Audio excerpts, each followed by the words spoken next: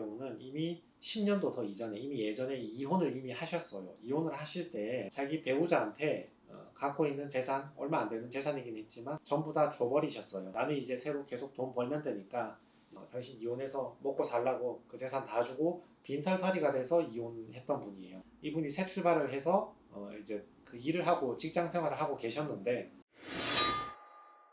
보이스피싱을 당하셨어요. 보이스피싱이 레파토리가 이래요. 보세요. 이제 이 의뢰인이 이제 그 대출이 이미 존재한단 말이에요. 생활비 대출 받아가지고 카드론이든 대출을 받아서 존재하는데 이자가 너무 많아. 그러니까 저금리로 갈아타고 싶잖아요. 대환 대출이라고 하죠.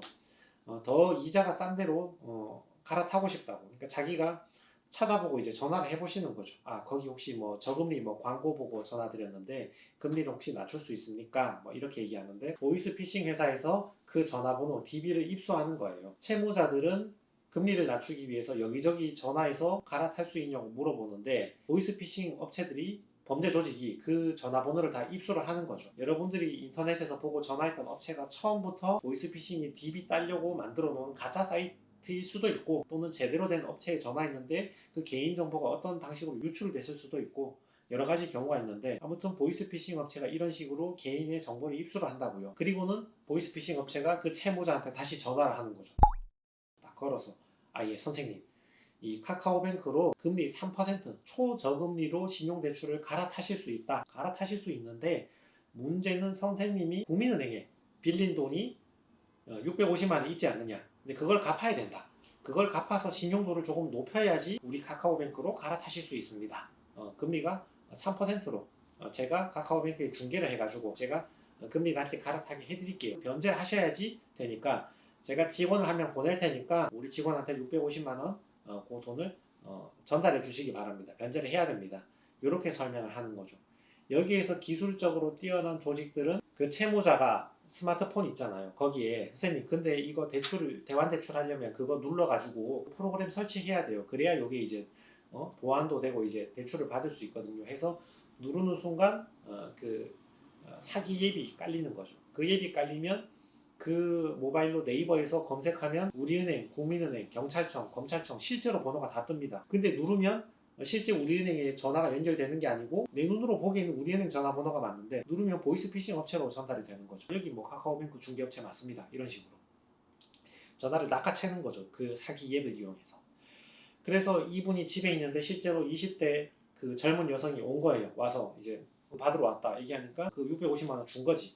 그렇게 해서 사기를 당한 거죠. 저금리로 갈아타려다가 괜히 대출 더 받아서 650만 원 날리게 된 꼴이죠.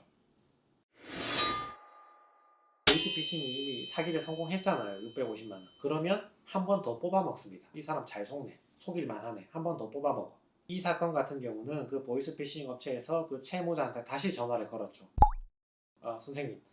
어제 선생님이 그 대환대출을 하려고 했던 거 있잖아요. 그거 잘못된 거고 다 사기예요. 선생님이 어제 받았던 그 대환대출이 불법이에요. 불법인데 문제는 선생님이 지금 2,200만 원 공탁을 하셔야 된다. 그거 공탁 안 하면 선생님 금융거래 전부 정지된다. 지금 빨리 공탁하셔야 된다. 이렇게 이제 말을 하는 거죠. 이게 왜 속을까 싶지만 이미 내 모바일 휴대폰에는 이미 가짜 앱이 깔려 있다고요. 그래서 그 모바일 앱으로 국민은행, 우리은행, 경찰청 아무리 전화를 걸어봤자 보이스피싱 그 전화를 낚아채 가는 거죠. 그러니까 속을 수밖에 없는 거예요.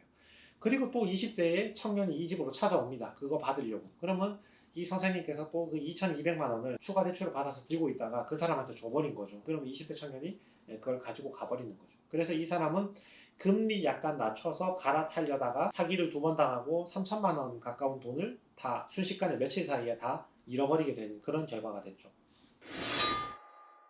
법률적으로 해석을 해드리면 그 보이스피싱 사기 피해를 당한 사람 있죠. 이 사람은 회생이나 파산을 해서 채무를 탕감받아야 됩니다. 물론 이 사람이 사기친 저 사람을 고소해서 처벌하고 나한테 가져간 돈을 가지고 오겠다. 그것도 좋은 방식이기는 합니다. 경찰에 신고도 빨리 해야 되고 저 가해자를 형사처벌하기는 해야지. 그렇지만 저런 보이스피싱 범죄는 총책들이라 하죠. 그 동남아에 있거나 중국에 있거나 외국에 다 있어요. 외국에 있기 때문에 경찰에 아무리 신고를 해도 총책을 잡기가 쉽지가 않습니다. 기껏해야 잡아봤자 아까 그 20대 여성 있죠. 그 전달책.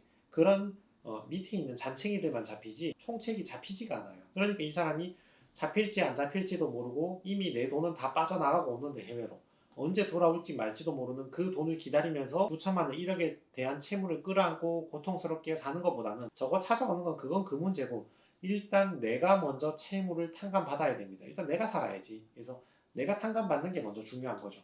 이 사건 같은 경우는 사기 피해니까, 보이스피싱 같은 경우는 내 잘못이라고 볼 수는 없잖아요. 그러니까 사기 피해니까 내가 출금해서 전달했다는 것을 소명만 하면 탕감을 받아요.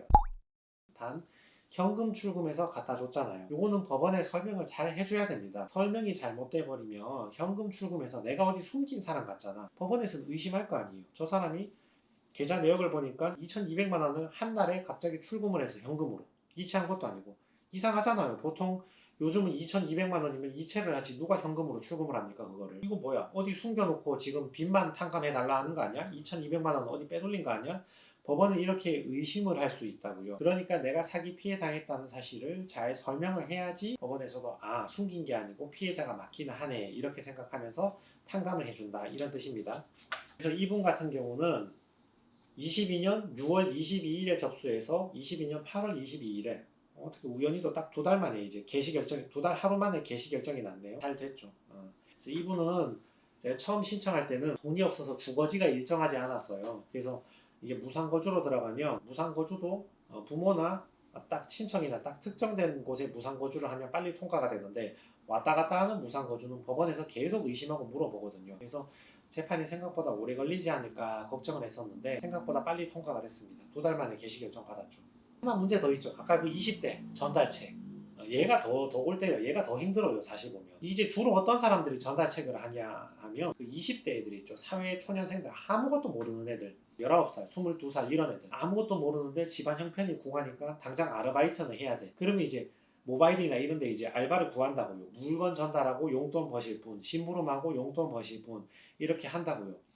제가 지금 맡고 있는 사건 중에서 22살 여성분이 있는데, 이분 대학생인데 지금 남부구치소에 구속돼 있어요. 이게 왜 구속이 돼 있냐면 이 물건 전달하다 구속된 거야, 잡혀가지고.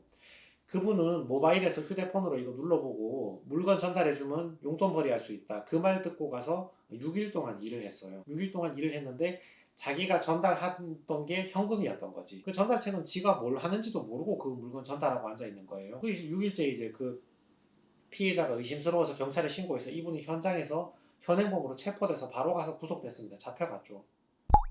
6일 동안 얼마 벌었냐? 50만 원 벌었어요. 50만 원. 법원에서는 마냥 선처를 할 수가 없는 게, 예전에 보이스피싱 범죄가 처음 나왔을 때는 총책들이 잘 모르는 어린애들 이용해서 물건만 전달하고 왔다 갔다 시키는데, 그 전달하는 사람들을 잘 모르니까 선처를 많이 해줬어.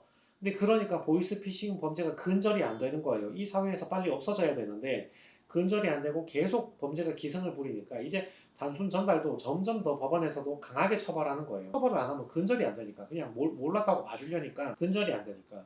그 여러분 영화 아저씨 보셨어요? 원빈 씨 나오는 그 영화. 거기서 그 여자 꼬마애가 뭔지도 모르고 막 물건 왔다 갔다 전달하잖아요. 딱 그런 존재예요. 그런 존재. 이런 분들이 사기 피해자보다 더 인생이 힘들어져요. 사기 피해자는 내가 사기 피해 봤으니까 회생 파산하면 돼요. 파산하면 즉시, 회생하면 길어도 3년이면 내 채무는 다 사라진다고 다시 정상생활로 복귀하면 돼. 근데 이런 물건 전달책은 이제 사회생활 시작하는 20대 초반이지. 받은 돈이라고는 50만 원밖에 없지. 근데 구속돼 버린다니까요. 그리고 잘못되면 이 사람들은 실형 가요. 실형. 집행유예도 아니고 실형 가서 구속되고 실형 가서 징역 살아야 돼. 근데 주범은 잡히지도 않죠. 주범은 저기 외국에서 교묘하게 조직 이용해서 이런 애들 이용만 한 거니까 주범은 잡히지도 않고, 전달책인 자기만 잡힌다고 다 뒤집어 쓰는 거지. 피해자한테 합의를 해야 돼. 이 사람은 선처받으려면 합의를 해야 되는데 돈은 주범이 다 가져갔잖아요. 외국에 있는. 자기는 합의 볼라 해도 합의 볼 돈도 없어. 그러니까 이런 사람들이 인생이 더 꼬이는 수가 있어요. 예전에 이렇게 전달책을 무혐의로 뺀 적이 있는데 정말 그 현금이었다는 그 사실을 몰랐다는 것을 정말 입증을 잘해야 됩니다. 가운데 알면서도 계속했다 이런 식으로 빠져버리면 거의 뭐 다 교도소로 다 직행하는 경우가 많기 때문에 이 범죄도 지금 변론하기가 쉽지는 않은 상황입니다. 그래서 오늘의 결론을 내려드린다면, 첫 번째, 저금리로 갈아타려고 알아보는데 보이스피싱이라는 범죄가 도사리고 있습니다. 두 번째, 물건 전달하는 알바 하지 마세요. 세 번째, 누가 돈 가지러 오는 방식의 대환대출 있죠. 갈아타기. 이거는 사기입니다. 아시겠죠? 네, 이상입니다.